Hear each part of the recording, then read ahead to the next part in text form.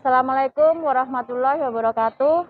Pertama-tama saya ucapkan puji syukur kehadirat Allah Subhanahu wa taala karena atas kesempatan dan rahmat beliau kita semua bisa bertemu di NU Damai Channel TV seperti itu. Yang kedua, mari kita sampaikan salam dan salawat kepada Kanjeng Rasul. Allahumma sholli ala sayyidina Muhammad wa ala ali sayyidina Muhammad. Semoga kelak kita mendapatkan syafaat dari beliau. Perkenalkan, nama saya Rofi Narulita. Kebetulan saya pengurus dari Puspa Gayatri Jawa Timur, yaitu salah satu organ di bawah naungan Kementerian Pemberdayaan Perempuan dan Perlindungan Anak Republik Indonesia. Bidang kerja kami adalah mengawal isu-isu terkait perempuan dan anak di provinsi ini, seperti itu.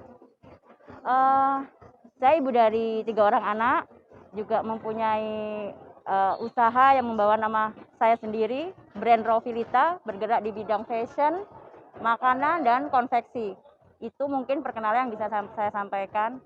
Di sini saya akan berbicara terkait pemberdayaan perempuan. Mungkin sahabat-sahabat perempuan sering mendengar istilah pemberdayaan perempuan, emansipasi perempuan, atau kesetaraan gender. Kurang lebih seperti itu. Insya Allah artinya hampir sama. Cuman saya ingin memberikan sedikit edukasi kepada perempuan-perempuan di luar sana apa yang dimaksud dengan pemberdayaan perempuan. Pemberdayaan perempuan itu sendiri adalah lebih kepada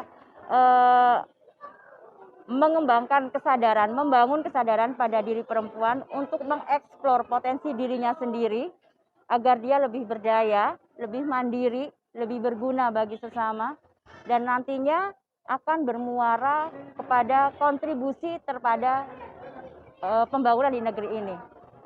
Mungkin saya sering mendapatkan pertanyaan, kenapa mesti membangun kesadaran pada perempuan? Kenapa kesadaran pada laki-laki kok tidak dibangun? Sering saya mendapatkan pertanyaan seperti itu. Ingat, kita tinggal di Indonesia, di mana budaya patriarki terasa kental sekali di kehidupan kita. Contoh kecil nih, seorang anak perempuan sama ibunya akan diarahkan untuk memakai baju berwarna pink. Anak laki-laki diarahkan untuk memakai baju warna-warna tegas, hitam, biru, abu-abu, dan sebagainya. Anak perempuan diarahkan untuk bermain yang tidak bersentuhan dengan tantangan. Anak laki-laki sejak kecil sudah dihadapkan pada tantangan, semisal main robot-robotan, main mobil-mobilan, perang-perangan, atau apapun itu. Artinya apa? Mindset kita sejak kecil sudah dibentuk untuk, perempuan dikotakan pada zona seperti ini yang penuh dengan kelembutan, sedangkan laki-laki ditempatkan pada zona yang penuh ketegasan. Itu budaya patriarki dan tertanam kuat di negeri kita. Itu kenapa kita perlu membangun kesadaran pada perempuan bahwa kalian punya potensi, kalian punya power untuk mengeksplor diri sendiri sehingga lebih mandiri, sehingga lebih berdaya, seperti itu. Mungkin kita sering mendengar istilah perempuan identik dengan dapur, sumur, dan kasur. Itu oke, memang iya. Tapi di luar itu ada banyak potensi yang bisa digali dari keberadaan seorang perempuan.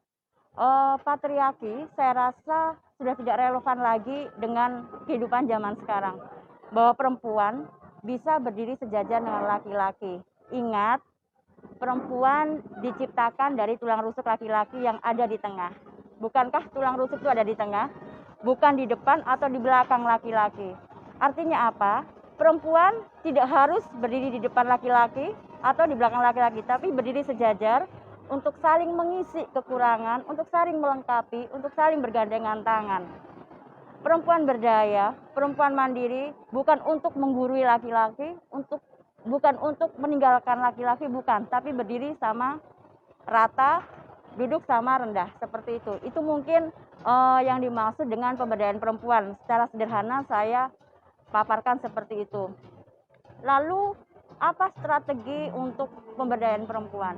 Banyak hal, dimulai dari lingkup terkecil, misalnya di perumahan kita, di perkampungan atau pedesaan, seperti itu, dengan membuat sekolah non formal, mengumpulkan ibu-ibu dengan kelompok kecil, misalnya sekolah perempuan. Di situ kita mengajarkan pelatihan, entah itu pelatihan craft, pelatihan makanan, pelatihan minuman, atau pelatihan manajemen usaha, bagaimana memulai usaha dari rumah. yang nantinya muara dari semua itu membawa nilai ekonomis pada perempuan itu sendiri. Dari rumah mereka bisa mengerjakan usaha itu. Nah, itu salah satu strategi perempuan jika dimulai dari lingkup yang kecil. Tapi jika dimulai dari lingkup yang besar adalah memberikan kesempatan kepada perempuan untuk memperoleh ilmu yang sama dengan laki-laki, dibuka keran selebar-lebarnya, sama halnya dengan laki-laki, seperti itu. Itu antara lain strategi yang bisa dilakukan untuk mensupport pemberdayaan perempuan. Lalu apa indikator dari pemberdayaan perempuan? Banyak, kalau diulas satu-satu banyak, cuman karena ini keterbatasan waktu saya sampaikan secara sederhana. Salah satu indikatornya adalah apa? Misal nih, adanya kesempatan pada perempuan untuk memperoleh pengetahuan atau untuk memperoleh ilmu sama dengan laki-laki. Meningkatnya jumlah perempuan yang bisa masuk dalam lembaga pemerintahan, lembaga parlemen atau apapun itu, banyak hal indikator. Kalau saya lihat sudah selangkah lebih maju perempuan di Indonesia. Itu dengan salah satu contohnya Kabinet Jokowi menempatkan perempuan-perempuan di kabinet beliau. Harapannya apa? Agar suara perempuan, permasalahan perempuan bisa terakomodir dengan keberadaan menteri-menteri perempuan seperti itu.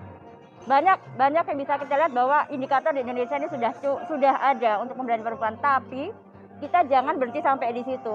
Kita harus lebih berupaya lagi meningkatkan bagaimana pemberdayaan perempuan merata dari kalangan yang paling kecil hingga yang paling besar, seperti itu. Mungkin itu yang bisa saya sampaikan terkait pemberdayaan perempuan. Saya ingin menyampaikan satu hal, kalimat positif buat perempuan-perempuan di luar sana, bahwa tak ada kekuatan bagi seorang perempuan kecuali saling bergandengan tangan dengan sesama perempuan itu sendiri.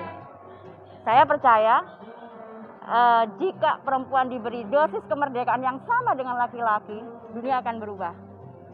Perempuan mendukung perempuan. Wabillahi taufiq wal hidayah. Wassalamualaikum warahmatullahi wabarakatuh.